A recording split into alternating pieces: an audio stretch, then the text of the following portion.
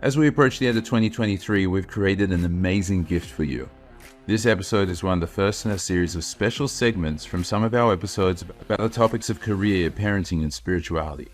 The purpose of this podcast from the beginning has always been to bring you the wisdom of mentors, to be able to help you learn from their journeys and their mindset and their perspectives and their purpose, to be able to create a better life for yourself.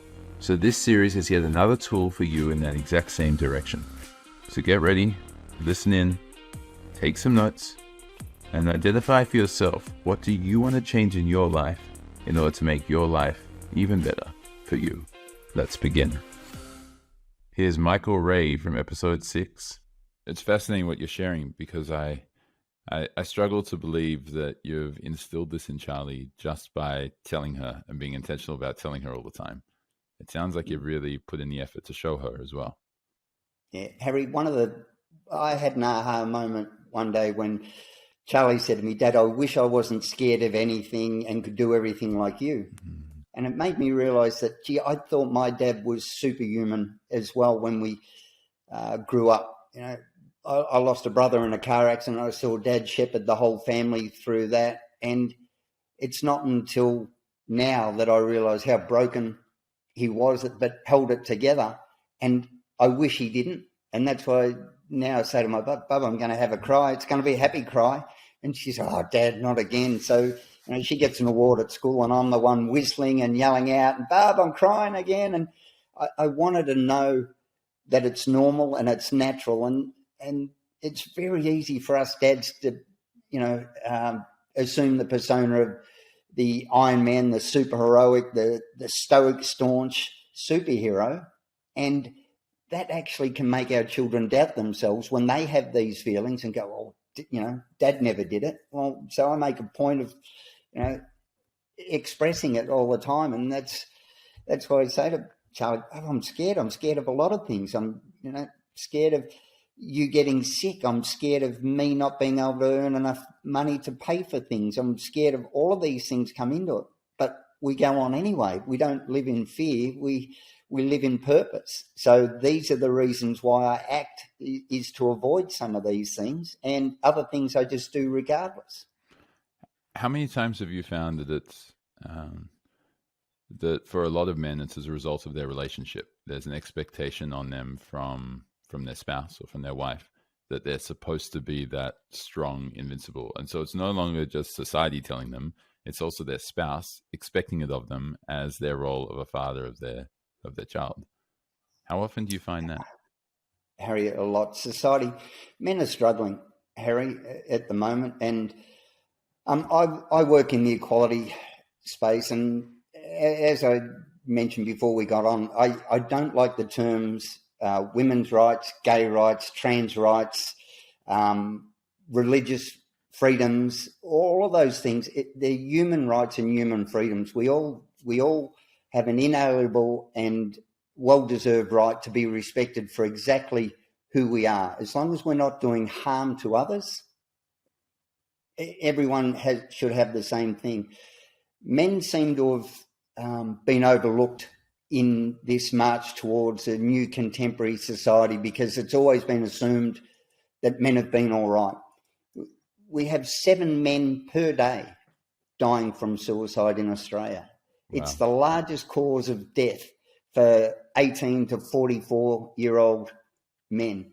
Now, if we had 7 whales a day washing up on Bondi Beach, the worldwide outcry would be huge. But for some reason, it's not there. And then we get, while men don't speak, men don't interact with the services. Well, to me, that's victim blaming. That's no different than, what was she wearing when she got attacked, or what was she wearing, how drunk was she? None of that matters. And if men aren't engaging with the services that are meant to help them, the services need to be redesigned. Because to me, that's the equivalent of the comedian going, "Well, that crowd's terrible. They didn't laugh at my jokes and I'm funny." Well, no, the services need to be fixed. So we've got men who still get teased. There's still, man flu. Really?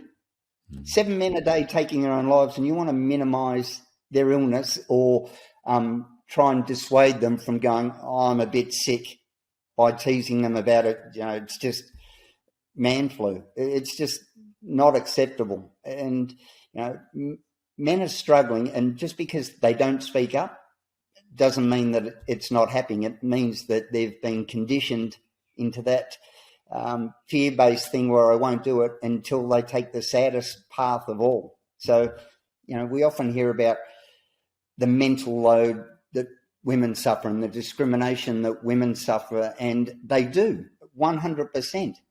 But there's a concurrent version of the male. It's the same coin, the opposite side of the outdated gender expectation. Even the thing where they say men need to speak up. Well, so do women. And the reason men don't speak up is often exactly the same as women. So there's a power imbalance. Somebody says something inappropriate to a woman at a pub. The man speaks up, the man gets bashed.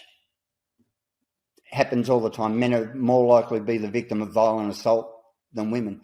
Happens at work. Somebody says something inappropriate, a boss or the power imbalance. Women say they don't want to speak up because they're in fear of losing their job. It's no different to their co-worker who's a male. Imagine that. Well, go home, honey, I lost my job today, but I did the right thing. When the boss said something inappropriate to Sally, I told him that was not on and he sacked me. It's the exact same thing. This is where the true equality comes in.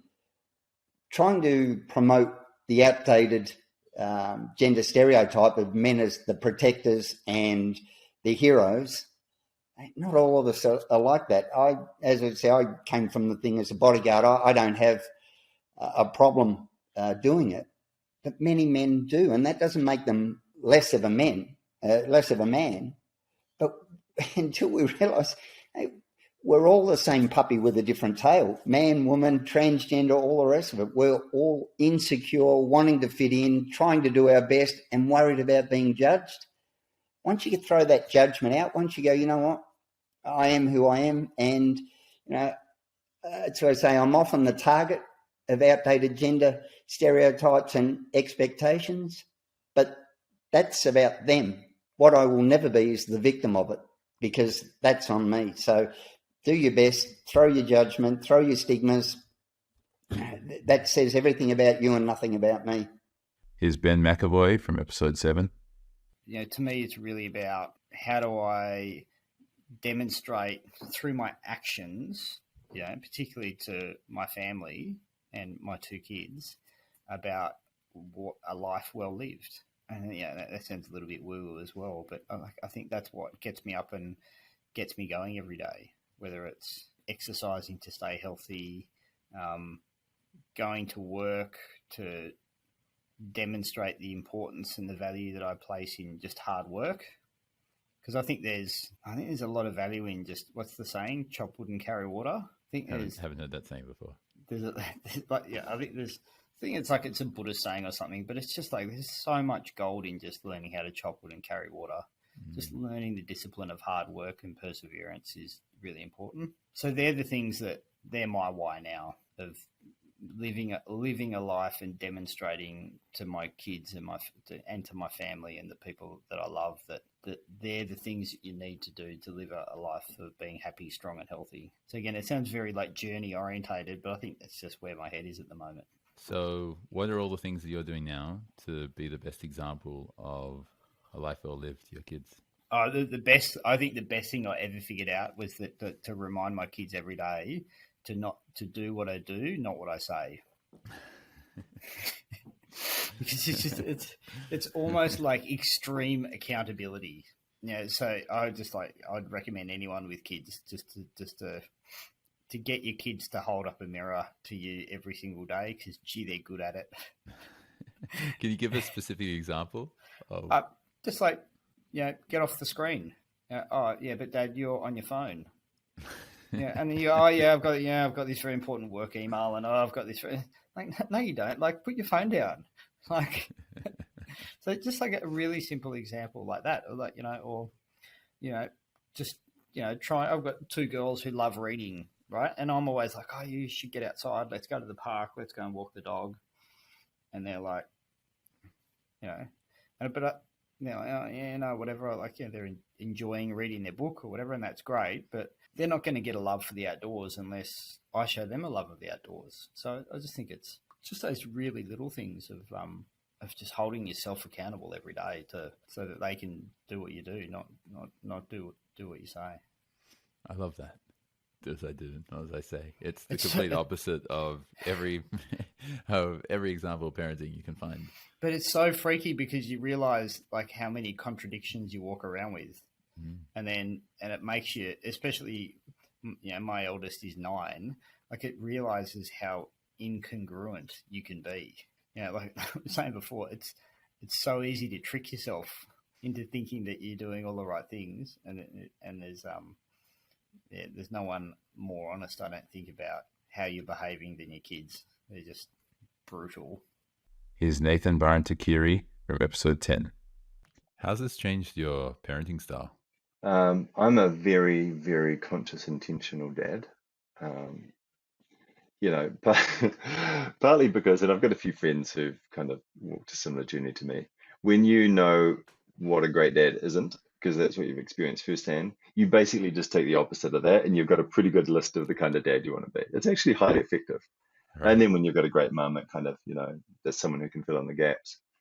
But I've been very intentional about, how is it that people learn, adapt?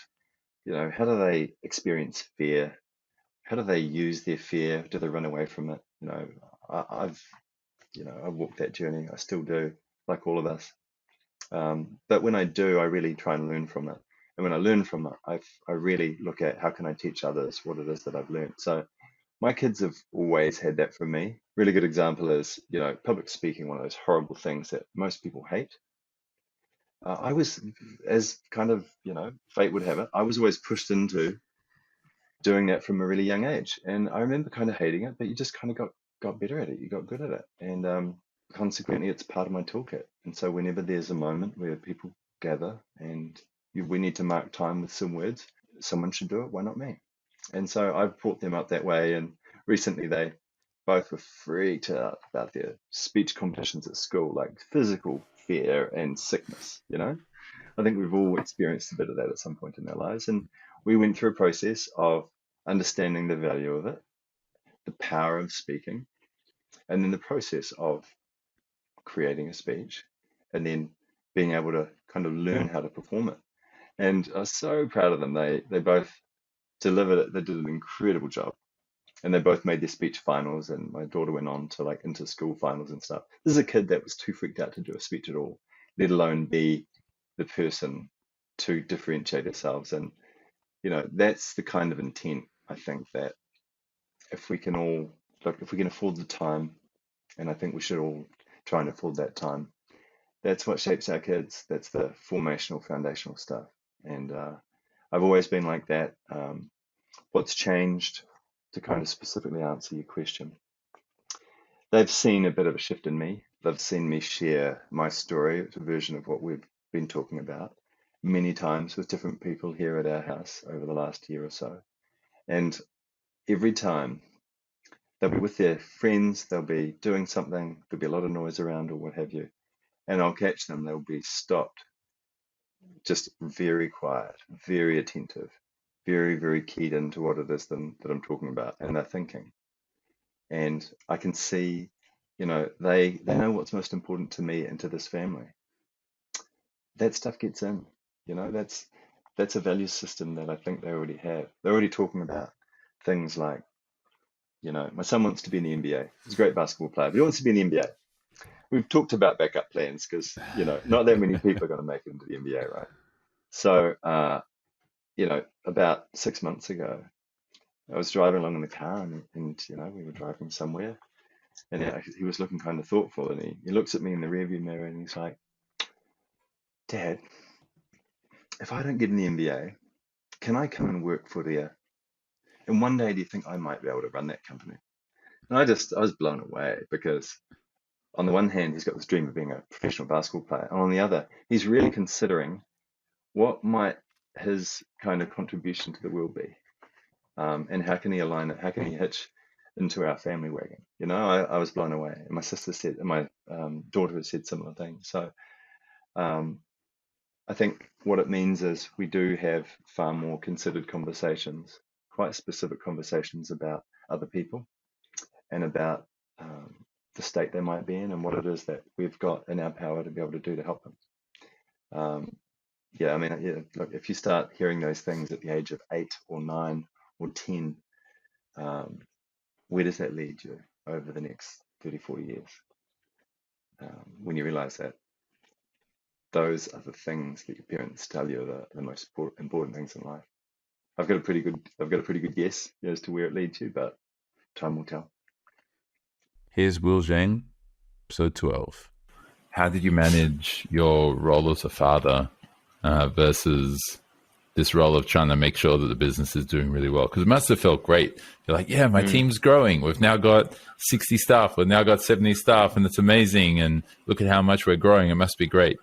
But I'm sure that there were a lot of hours which were being put into the office, and that would have been at the expense of home, right? Oh yeah, 100%. And put it simply, the father role was not designed at during that period. Yeah, so there's very little time other than the weekends. One thing I really kind of I have been proud of myself is I don't spend too much time over the weekends on work. It doesn't matter how busy I am. Even during those periods, I still manage not to get myself onto the business during the weekend. Just focus on family a little bit. But during the weekdays, yeah, there's lots of late nights. 8, 9 o'clock, 10 o'clock, sometimes 12. I rarely have dinner with families. I still kind of don't have too many dinner nights still nowadays, but I can see that things are slightly getting better and better now. Here's Damon Burton from episode 13. So I grew up, like I said, my parents got divorced when I was 2. Then my mom remarried a second gentleman. He was pretty chill. But the third guy, he was an alcoholic. They were married for 20-something years, very toxic environment. And so from that, I learned how not to raise a family. And so it's like, those are the things I don't want to expose my kids to on a consistent basis, are those toxic things. And that's why I bought the house to grow into, to provide that stability. Because those are all the things that when I was a kid, I didn't know any different. And I don't have like this traumatic childhood. Well, my childhood was interesting because to me, it wasn't traumatic. I learned from it. And I think it's like there's like a cliche story where it's something like there was 2 brothers, and one was an alcoholic and homeless, and the other was successful. And somebody went to the first brother and said, "Why are you an alcoholic?" And his response is, "Well, because my father was an alcoholic." And then they went to the successful gentleman and they said, "Why are you successful?" He says, "Well, because my father was an alcoholic." And that's very applicable to me because I learned from that toxic environment of the alcoholic stepfather. And then I learned from the victim mindset that my mom had, and never looking for a path out of that, And so for me, it was like, okay, those are the things that I don't want. I don't want to move 2-3 times a year for my kids. I don't want financial instability. And so those are all the things that now I take. I'm very intentional. By now, hopefully, like intention is very clear with me, right? And so in all capacities of my life, be intentional with the direction of the company, be intentional with the opportunities I want to give my kids, be intentional for giving them a better childhood than I had, but without turning them into spoiled shitheads. And so it's like, how do I find all those balances of everything? And it's just all about, so it's all intentional. And so because of that, I can separate the circumstances of, like the example you gave of, how do you tell somebody something and they don't take action on it versus how do you tell a 10-year-old and they don't take action on it? So, certainly in the back of my mind, it's like, come on, just do it. But then right aside with that is, well, he's a 10-year-old, so let him be a 10-year-old. So how do you present it? Like, how do you find that balance that you're referring to? I don't push I try to find the balance of, encouraging independence without pushing my excessive intention. Like, I'm very intentional and strategic about things, and I understand the value and the benefits of that, but I also understand the weaknesses and the OCD and the constant thoughts and things like that. And so I try to show all the positive opportunities and characteristics from the things that I've learned, while just exposing them to it, not requiring it of them, but exposing them to things. Like, maybe an easier way to explain it is just like sports. So I don't require my kids to do any sports, but I expose them to all of them. So they, at least for a season, they all play basketball, they all play baseball, they play soccer. And then if they don't like it, they have to at least try it. But if they don't like it, then that's totally fine. My one kid, my 10-year-old, he tried wrestling. He went like 3 times, and he's like, this is definitely not for me. That's fine. I don't want my kids to have to live through, like, I think a lot of parents force their kids they try to live their dreams through their kids. And I don't try to force my kids to do anything. I just want them to be happy and confident in whatever it is that they do. And so I try to expose them to all these different things so they can hopefully find, we talked about dating things and marrying things. I'm fortunate enough that I want to try to expose them to different opportunities so they can find the things that they like and don't like to date, so that ultimately they can find their own path in life. I don't want to push them down a path, but I want to help them find it on their own. So do you push them to try things? I expose them to things, and if I know it's not a definite no, then I'll try to encourage them to at least try it one time, yeah. I mean, there's some things that are just clearly obvious, like my kids have zero interest in football, not American football, but they absolutely love soccer. And so there's certain opportunities that are no-brainers. My 10-year-old is super active, and he's like at a level 10 energy until the last blink of an eye at night. And then my 7-year-old is the total opposite. He's the most innocent, soft-hearted kid you'll ever meet. And when it's 8:30, he'll tell you, I'm tired and I want to go lay down. Meanwhile, his brother's wanting to stay up until 2 o'clock in the morning, even though he can barely keep his eyes open. So it's like they're all different. And then, my daughter's 4. And so she's kind of depending on the day, she's kind of a mix between the two of them. And so they're all separate human beings. And so I don't force them all to try all the same things, but I try to identify what their strengths are and the things that make them happy, and then expose them to the things that I think that can continue that path to happiness. Here's Vinh Giang, episode 15. The thing I think about with my son, Xander, is that I let him climb the monkey bars. I let him go onto the top of it. I let him do all of those things. And I think sometimes other parents might look at me and go, oh my goodness, why is he letting his son do all of these things? Well, to me, it's that he has to learn how to fall. I'm not always going to be there to catch him. He has to learn that this is dangerous. He has to learn some of it. I mean, I'm not going to let him play with a knife and play stabby, but it's just like, I'm going to let him try these things. I'm going to, I'm not going to try to protect him from everything, because I want him to grow to be strong, not to be safe. I'm building a life now with my family, not building a life for my family. Yes. And that's probably the biggest takeaway that I had is hey, let's build a life together. Whereas before I was making all of these decisions and I never took into consideration what my wife was thinking, what my son was thinking. Whereas now I feel way more like we're building a life together, with my family, not for my family. Whereas you asked me even 3 years ago, everything I did was for my family. And I was very self-sacrificial. I was like a martyr. I was proud of it. I wore it like a badge of honor. I'll sacrifice this for you.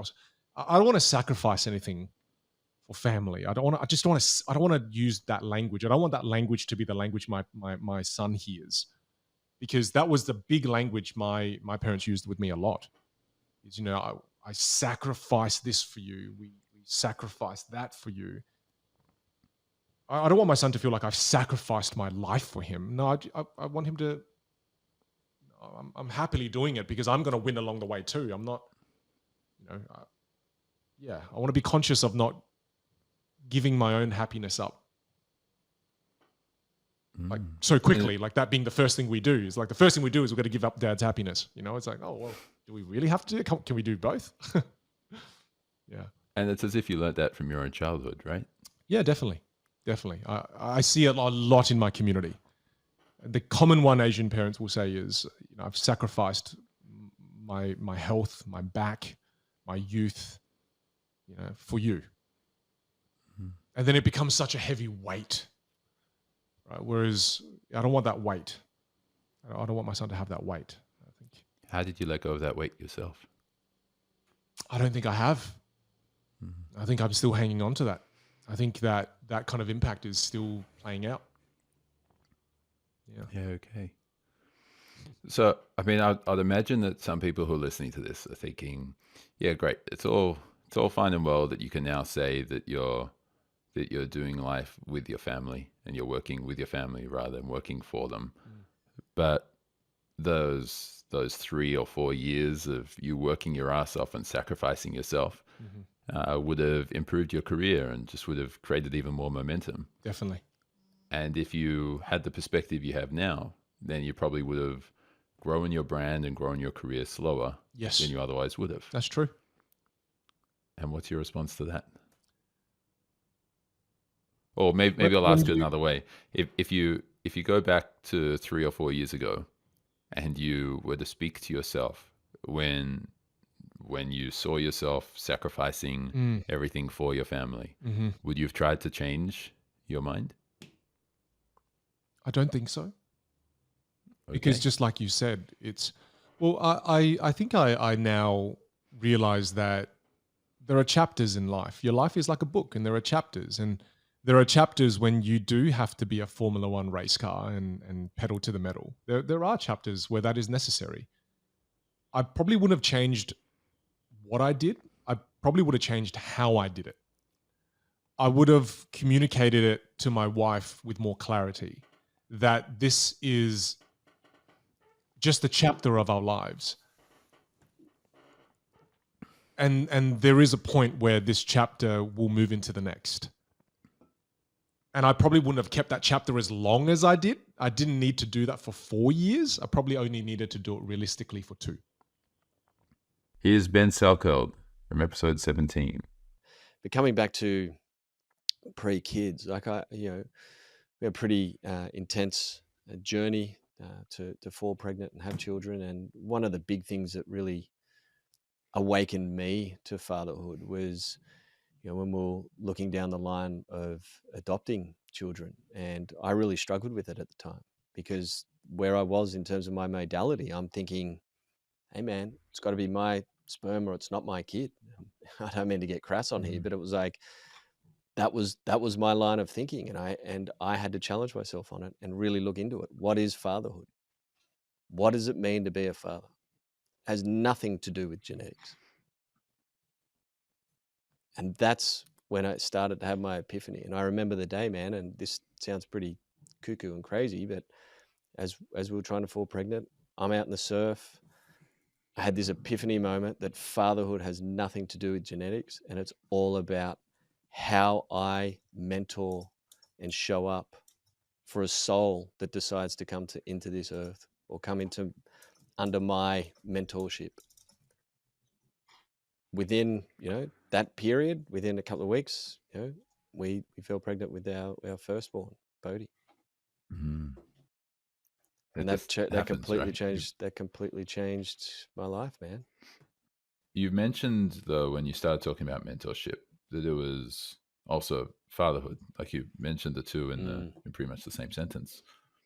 And so how do you see the difference, or if there are any differences between mentoring and fathering? The big difference, I guess, between mentoring men and fathering children is children don't have the worldly experience that a middle-aged man does. There's still learning. There's a lot of gaps in their wisdom, and so it's really being able to challenge myself and remind myself when I'm around the children that they're not a 30-year-old adult. They're an 8-year-old child. I think there is a balance though. Like I'll still communicate with them at a pretty high level. Like I don't feel the need to sort of drop down to where we think, like kid talk, like more adult level talk, like outside their, stretching them into their growth zone, so to speak. But that's probably the biggest difference around mentoring a grown man and mentoring a child, is also too, being, the practice of being more patient with children. That's a big practice of mine. How do I find more patience in the moment, reminding myself, Bodhi, he's 11 years old. He wants to challenge right now. He wants to see what he can get away with, and that's okay. And I don't want to strip that away from him, because I don't want him to just conform when anyone tells him what to do. And same with my daughter. Like, you don't want them to just grow up saying yes to however they're being told and treated. You want them to step up for themselves, speak up for themselves. So it's really navigating that space. How do I create enough space that they can grow and challenge, but also to create the right type of boundaries, that they don't go too far and beyond, and realize that I'm doing it out of the practice of unconditional love for these children. Here's Martyn Hume Cobbe, episode 19.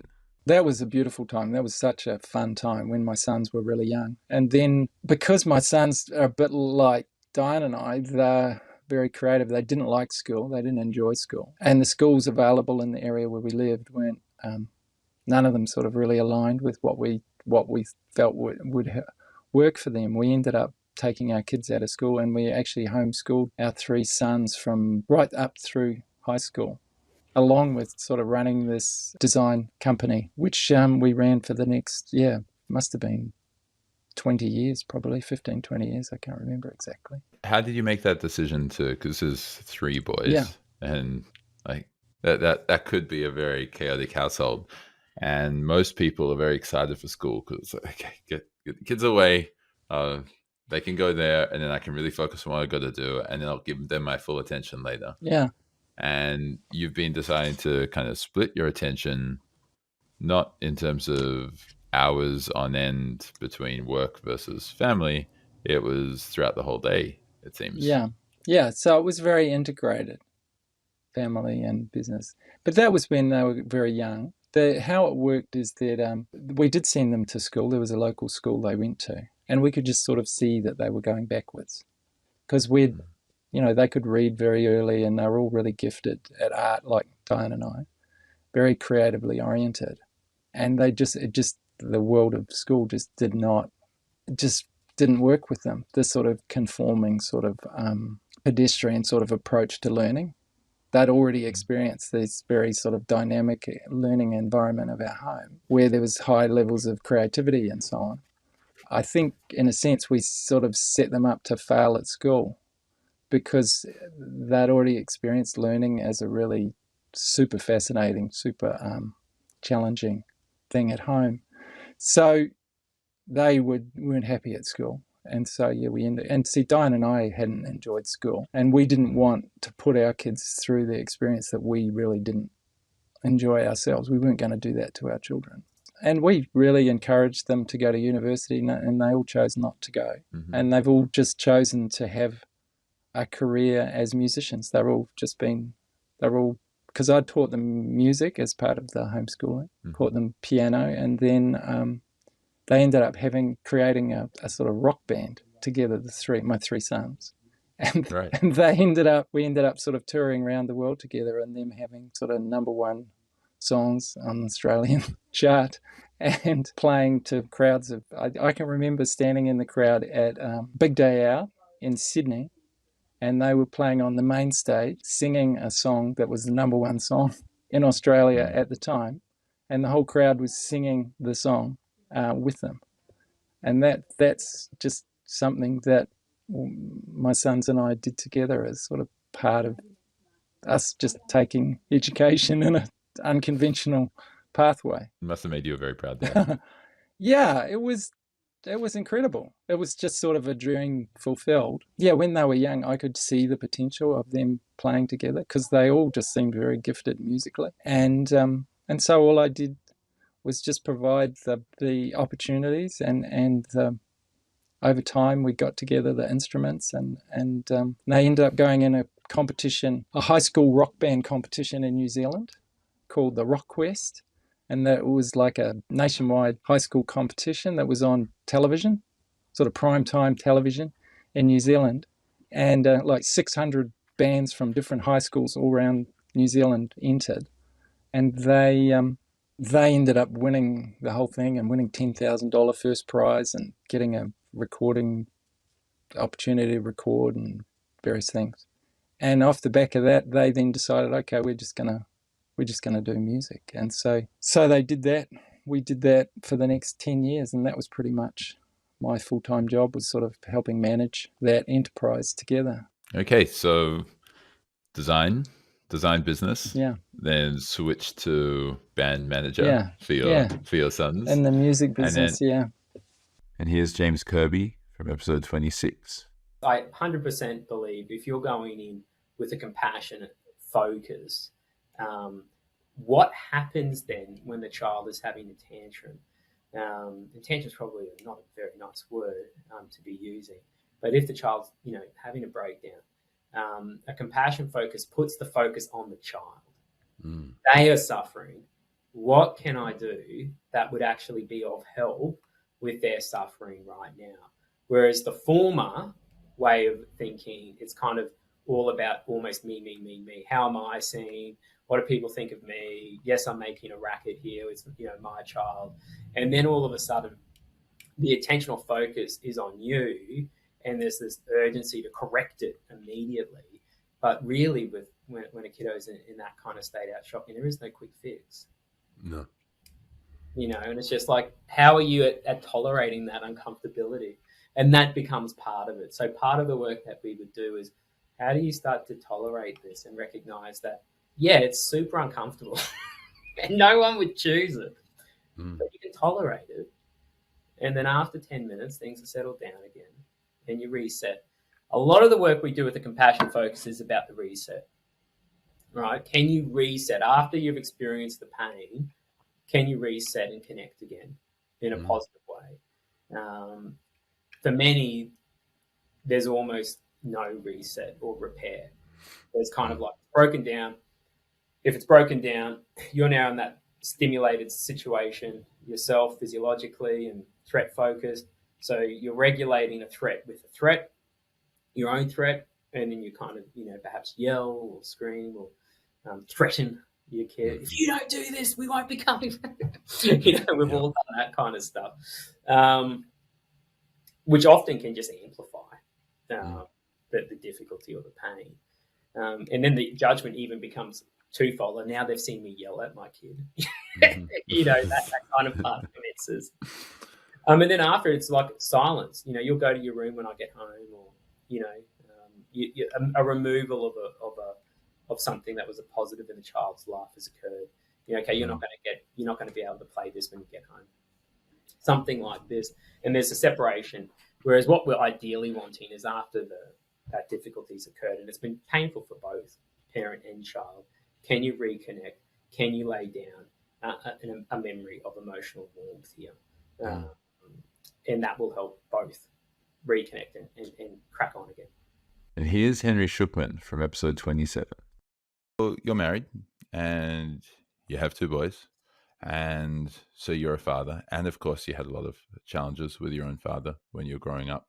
And you've been on this journey of meditation and mindfulness and practice and rewiring your own urology, changing your inner climate.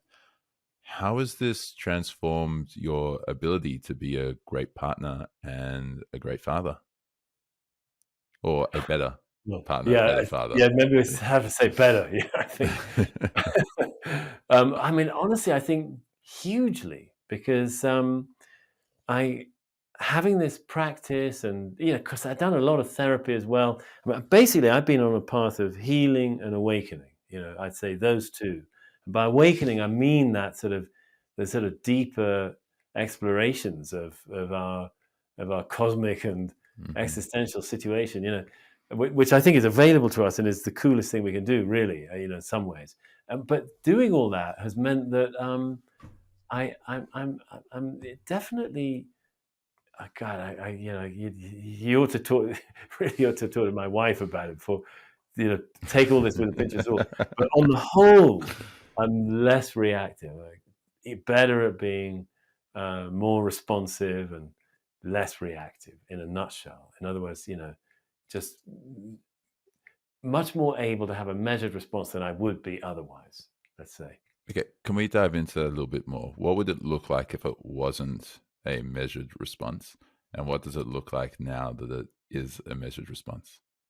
Well, as somebody who, you know, grew up traumatized, I've, you know, had a lot of fear and doubt and defensiveness about relationships, about relating to others. I grew up very distrustful of others and just really and cautious and anxious and scared of other people a lot of the time. I mean, and that really has changed, and it's changed gradually and in a series of kind of breakthrough moments as well, where, you know, suddenly some piece of my own programming was just clear to see, and I was able to release it, and a flood of warmth and love comes in that is then easier to express and share. You know, that's you know, I actually I don't say that's only about meditation. That's a ton of therapy of different kinds have really helped me over the years.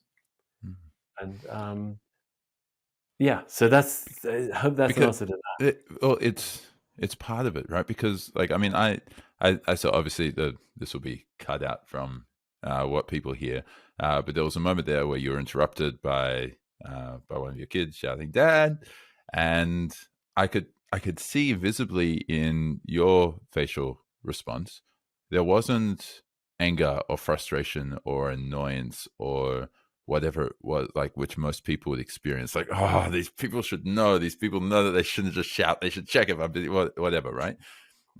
Like, I could visibly see that didn't show up on your face like it would for most people, and as a result, it was pretty clear that you responded in a very loving and caring way, and just explaining the situation, as opposed to being triggered back to whatever happened in childhood anytime that you were interrupted, or if you were the one interrupting your dad, or whatever it was. Right. And so that was very clear to me. Can you think of other examples where that's showing up?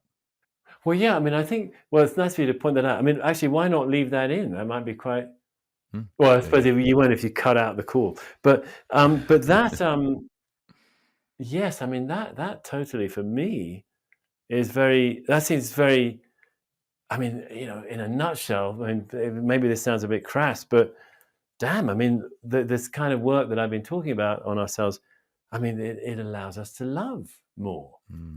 In a nutshell, it makes it easier to love, to literally feel love. Here's Rajan Shankara, episode 31. You have to keep logic and not let emotion get after you. I mean, I think I had a really easy time the first 2 years so far with our daughter. Um, it hasn't really been that shocking. Like, and I think it's because it's just, if you apply logic, you can kind of overcome anything that might be going on. And people Can you freak give an out. example of that? Yeah, like when people freak out when their child is freaking out, and you know, I used to work with clients in a therapy type setting, and you know, you see parents kind of go after each other, and either financial problems or the child is going crazy, and they blame each other. It's all emotion. It's all getting wires crossed because there's emotion.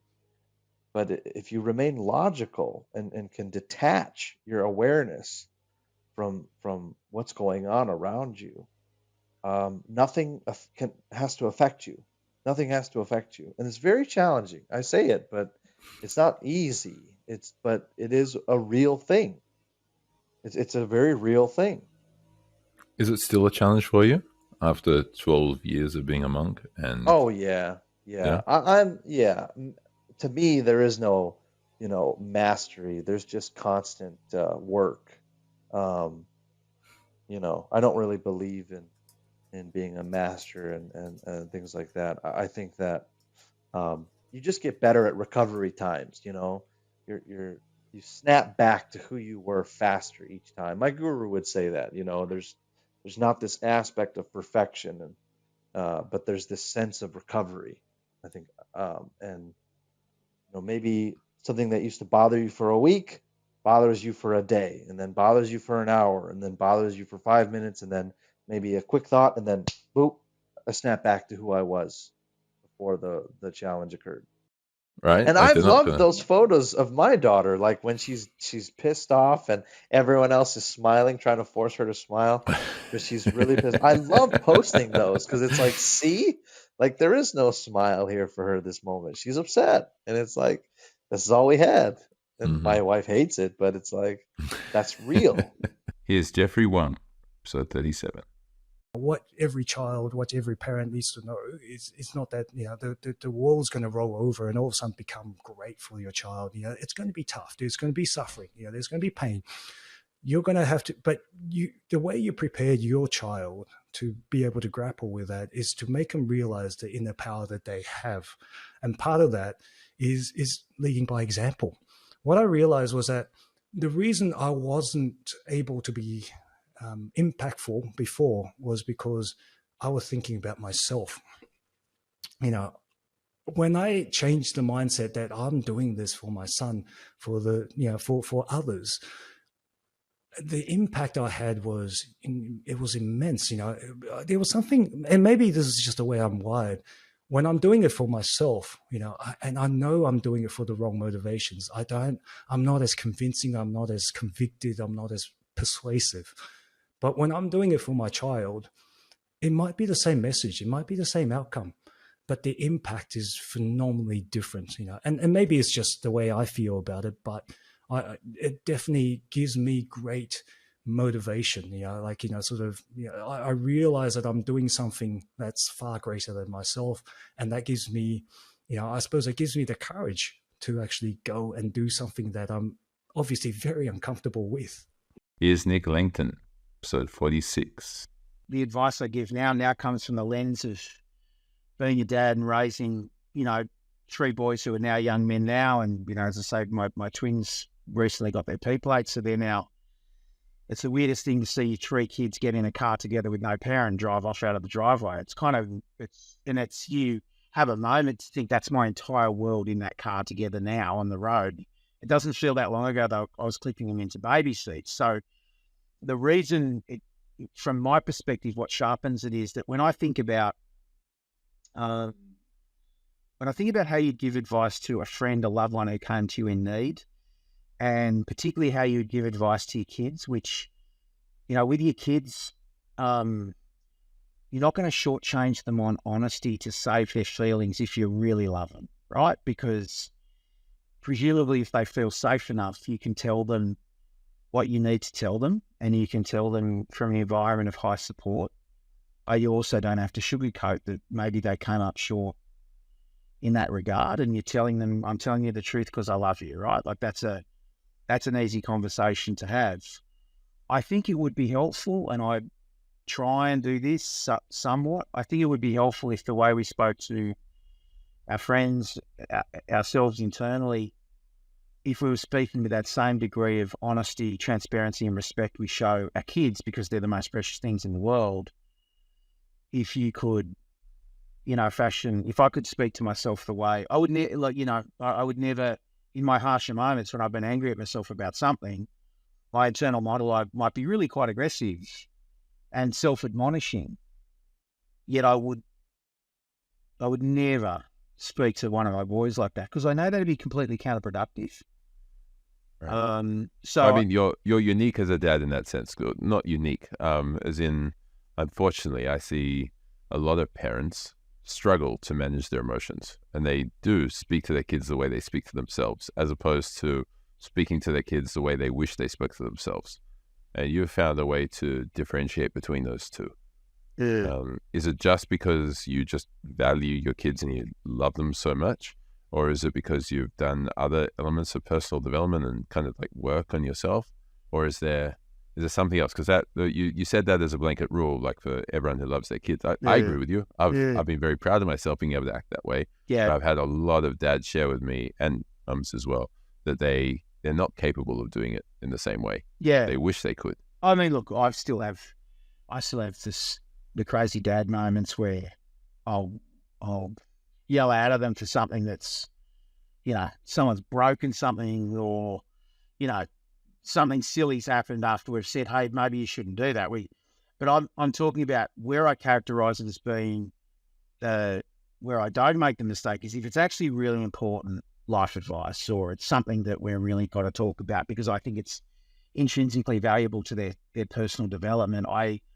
I'm very conscious of the gravity of that conversation, and I want to make sure that conversation is not rushed and it's not done in a way that's too emotionally charged, and that we can that they feel safe participating in the conversation. They're not just being a good sign for parents. If your kids are sitting there and entirely passive in a conversation, just listening to you, it might be either they're bored or disengaged or they're scared, and they just want this moment to end. So I think that I'm very deliberate about saying, I check back I said, is what I've said, does that make sense? If it doesn't, help me understand. I do ask open questions at the end to say, do you understand what I'm saying there, or have I explained that well enough? Could I, I do make sure I sort of check in on that. And so, so I mean, every parent goes through their moments where they can give you, I can come downstairs and, after being at work all day, and let's say the boys have been on school holidays, you come home and the kitchen's a mess. I'm not going to say I want to sit down and have a really careful, gentle conversation about why they should think about their mum and I. I might just yell out, guys, this is a joke. Come on. And they'll come down and go, yeah, and they'll clean it up. So, but for any conversation that I think has a lot of gravity for their development, I'm very conscious of that. And I think I'm conscious of that because I've done some self-development myself. I've worked with, professionals to help better understand, my mind, how I approach life, how I think about life. Read a bunch of books, listened to a bunch of people, understand that I'm a work in progress till the day I die, and being very comfortable with the fact that I'm a work in progress until then. So I hope you received a whole lot of value from engaging in that conversation. What were the key takeaways for you? What can you schedule in your life right now to make sure that the time you just invested into listening to this exceptional conversation with this amazing mentor and this amazing individual is time that wasn't misused, but was time that you've allocated properly to enhancing your life and improving it? Whatever it is, schedule it now, practice it now, be the successful person you're meant to be, live with purpose.